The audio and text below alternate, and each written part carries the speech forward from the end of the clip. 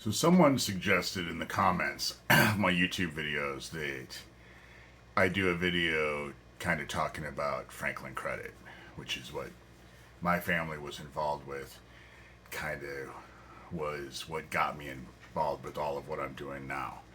And I thought it was an excellent idea. It's going to be difficult cramming such a case into a short video, but I'll give it a shot. Franklin credit scandal was the precursor to Jeffrey Epstein and Jeffrey Epstein's Island. There was a lot of child abuse going on, but in Omaha it primarily revolved around boys.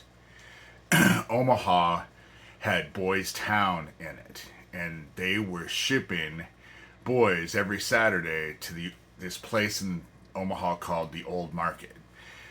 It's an antiquated shopping area, and in the 80s it was a kid's paradise. A Godfather's Pizza, arcades. It drew kids all the time. I was 18 when I went to Omaha. It drew me. But Franklin, which is what they call it, I hate that name because it's a distraction. There was so much more going on. Franklin credit itself involved Larry King and Alan Bear. Two gay guys, one of them black. That's the reason they were the fall guys. Larry King went to jail for embezzling $40 million from Franklin Credit Union, which is why they call it the Franklin Credit Scandal. It is ridiculous because $40 million was a drop in the bucket compared to what was going on in the 80s. You not only had the sex trafficking, primarily of boys, but you also had all these drugs coming in from the Contras, the Iran-Contra scandal in the 80s at Offutt Air Force Base, which was just inundating the area with cocaine. So $40 million was a drop in the bucket of what was going on. This whole prostitution of boys was not just an Omaha problem. At the very same time shit was going on in Omaha, it was also going on in Houston, Texas. If you go onto YouTube and look up Boys for Sale, you'll find an entire documentary about it. Tom Philpott, Dr. Tom Philpott, the man who was trying to expose it, offed himself. It is amazing how many people get involved with this, trying to expose it, who become, I guess, so overwhelmed that they off themselves, every single one, you know? Also, with what was going on in Boys Town, most people don't realize that Boys Town also has a chapter in Australia. And the same thing was happening in Australia at that Boys Town institution that was happening in Omaha at the Boys Town institution. Franklin, they were hiding all of the child trafficking, and they were filming snuff films in this bar called the Hollywood in the basement. And when the allegations came out that snuff films were being filmed in the Hollywood, the city of Omaha tore down the bar and built a city parking garage and got rid of the bar. But all of this child trafficking was all centered in the gay lifestyle. So it was out in the open, but unless you're gay, what the fuck do you know what goes on in the gay lifestyle? All people knew about the gay lifestyle was that they could go and have a great time on the weekend at the Max, which was another gay bar that was involved. The Stage Door, the Run. There was this doorman named Tank at the Max, and if you were underage and you let him perform disgusting acts on you, he'd let you in the bar. I never did it. The Max, but they didn't even need the Max because the Run had what they called after hours, which means at 1:30 they would close the doors, clean everything up. At 1:30 the doors would open, no alcohol was served, but it was all kids till 4 o'clock in the morning. And that's where they were going and finding their targets, is at the run during after hours on the weekends. It was a whole setup. It was all set up. The official story doesn't even really make sense, because when you bring up Franklin, all of a sudden you bring up this abducted child, Johnny Gosh, who happened in Weston 1. He was one of 3 kids that disappeared in Weston 1. And everything now with Franklin becomes all about Johnny Gosh. But how does it abduction from in another state? They equated it with this whole thing with Michael Aquino. Michael Aquino was involved with all of the shit. He was involved with McMartin, the largest and costliest case. When all the allegations of ritual abuse started coming up, he and Ted Gunderson went all over daytime television. Ted Gunderson was an FBI dude. He acted like an idiot. And Michael Aquino dressed up like fucking Merlin and went around and said, well, you can't come after me. That's religious discrimination, children. And that's how it worked. And then you had the CIA group, the False Memory Foundation, which was a bunch of parents who had been accused. They were all rich and white. And they were accused by their kids of ritually and ritually abusing their children. So these parents all got together and formed what they called the False Memory Foundation. And it's this group that gave us the terms Satanic Panic and False Memories. That's where those two terms originate from. And they were all parents, except a dude who was also on their board. His name was Ralph Underwager, and he went on a UK magazine called Patica, where he extolled the virtues of how good it is for kids to have sex with adults. He was a proud member of the False Memory Syndrome Foundation, which is not a syndrome, by the way. It was never it's never been determined that it's an actual syndrome. But Franklin they were abducting kids in the old market. The reason why the Johnny Gosh case is bullshit is because there is a more poignant case that involves the old market and what was going on. By the name of Todd Beckett, he was a young boy who got abducted. And the Omaha police, the chief of police at the time, Robert Wadman, they determined that Todd Beckett was a runaway. And his parents were poor and lived in Council Bluffs, but they ended up hiring this guy named Danny Whelan. He was a private investigator, and Danny Whelan was able to track down Todd Beckett to, I think it was either Oregon. I think it was in Oregon. They busted in.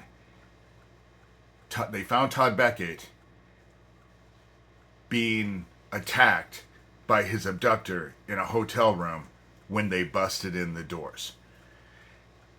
They won't focus on the Todd Beckett case, but they focus on the Johnny Gosh case. They also focus on the case of Alicia Owen. The reason why the Omaha police were so involved is because Robert Wadman, who was chief of police of Omaha at the time, a girl came forward named Alicia Owen who said that she was pregnant with Robert Wadman's baby. And she was a minor at the time. And what ended up happening is that Alan Baer, who was heavily involved with this, by far not the only one, but heavily involved, sent Troy Bonner, who was a male prostitute who worked for Alan Baer, and this dude named Paul Bonacci, who no one knew from Adam at the time. He came out of nowhere. And they surrounded Alicia Owen, and Paul Bonacci did this weird DID thing where it's not how multiple personality works, first of all. And him and Troy Bonner, in front of a grand jury, got the grand jury to call everything that was going on a carefully crafted hoax. So Franklin Credit, the scandal, was determined as a carefully crafted hoax. They never said who instrumented this hoax or how it was pulled off or who was involved. They just did this arbitrary, oh, well, it's a hoax. And it was all written away. And they sent Alicia Owen to jail for perjury. And I believe that even now, today, she is the Omaha, Nebraska inmate who spent the most time in solitary confinement. So they confined her and shut her up. Franklin, again, was going on in the gay lifestyle. When it came out, they went after Larry King. Larry King went to jail and now is out of jail. And the last I heard was working for someone who was from Omaha at a BMW dealership and involved in child's charities all over again, because these people act with impunity. They act with impunity. The stuff with Franklin, for me personally, was not just about Franklin. There are people out there who have written books. John DeCamp, who was a bad dude. He was Alicia Owen's lawyer. And he's supposedly this hero that works with Noreen Gosh and Paul Bonacci. And they're all heroes. But they weren't heroes. They were gatekeepers. And now you have this dude named Nick Bryant, who I've made cry on the phone before. He wrote a book, and it's just a watered-down version of John DeCamp's book. And how I made him cry was when he told me, hey, you just sit back and let my book happen, and it'll solve everything. And I asked him, do you talk about the Hollywood bar and the snuff films? No. Did you talk about the stage door where the dude that Noreen Gosh said he abducted, Sam Soda, abducted her son? The stage door was directly across the street from the downtown Omaha police station, full of windows, 13 floors, a lot of floors, all windows, and Robert Wadman worked right across the street, but they didn't know that Sam Soda was working at the stage door right across the street at the gay bar. You know, there was also satanic ritual abuse going on at Hummel Park. It was a park that's about 5 miles out of town. They could close it all down. They were killing and sexually abusing children there. Then they were disposing of the remains at Forest Lawn Cemetery in the crematorium. And off at Air Force Base, not only were drugs coming in from the Contras, but they were doing experiments, MK Ultra experiments, that were straight out of the German concentration camps in World War II. That's the reason why I had people who were just like, well, who was in charge of Michael Aquino? When Michael Aquino was young, it's not like the dude developed all of this stuff. He took it to new levels, but he's not the inventor. He didn't come up with this shit by himself. It was already well established. But Franklin was made to go away. The shit in Houston was made to go away. The shit in Australia was meant to go away. The US, Australia, and the UK all came up with the same allegations at the same time. Victims were coming forward and saying the exact same thing in the 80s. And there was no internet. So how did all these victims get their stories so similar? If there was no internet, there was no way for anybody to communicate. The UK did exactly what the US did with the McMartin case, with this case called the Hampstead case, which were 2 children who came forward who were being ritually abused. Same exact thing. The bad guys were the bad guys and the good guys all together. And they distracted and discombobulated and everybody looked away. But the issue with that is that there is a group home, Shirley Oaks in the UK, that has 500 victims who have come forward, who have joined forces, and you don't hear anything about that. That's what this shit is about. It's this kind of shit that I know which is why they're hitting me with their directed energy weapons, why they break into my house at will, why they threaten me, why they have the fucking sheriff after me, while they blew up a gas station to try and neutralize me. You know, it's all this kind of crap.